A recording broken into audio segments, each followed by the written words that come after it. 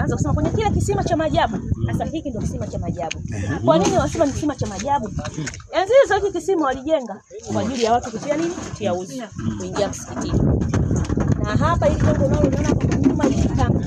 Wenzetu tunaitwa kwa Kiarabu. Ni tangu wale watoto wazee. Ukiingia utaona kama ni wazee na watoto walikuwa wanawekewa maji yao kwa huko ili wasichote wanaweza wadumbukia.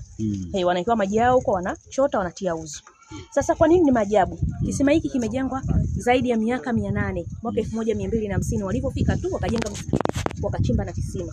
Sasa hiki kisima hakijawahi kujaa wala kupungua maji yake. Unaoyaona hapo ndugu yangu.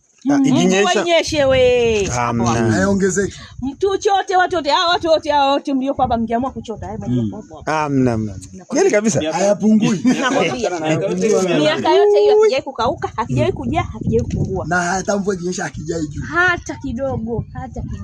Na hapa tuko karibu na bahari. Maji haya ni maji baridi, sio maji chumvi. Ndio maajabu wake mwingine. Haya maji baridi. Maji haya kwa nini sasa yamekuwa tena na maajabu?